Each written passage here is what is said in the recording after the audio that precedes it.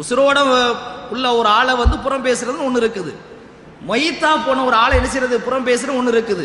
இந்த ரெண்டுல எது மிக மோசமானது என்று சொன்னால், உயிரோடு இருக்கக்கூடிய மனிதனை நீங்கள் புறம் பேசுவதை விட இறந்து போன ஆளை வந்து புறம் பேசுறதாம் மிக மோசமானது, மிக கடுமையானது என்று சொல்லி காட்டுகிறார்கள்.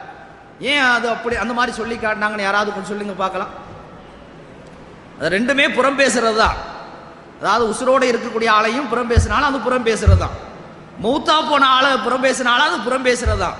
ஆனா இமாம் நவவி ரஹ்மத்துல்லாஹி அவர்கள் என்ன சொல்லிடுறாங்கன்னு சொன்னா, நீங்க உசுரோட இருக்கக்கூடிய ஆளை வந்து புறம் பேசுறதை விட மைத்தா போய் உசுறு இல்லாம மூத்தா போய் இருக்கிறாங்களா இல்லையா, இறந்து போன ஆட்களை நீங்க பேசிங்கன்னா அது அதை விட மிக மோசமானது, கடுமையானது அப்படின்னு சொல்றாங்க. என்ன காரணம்?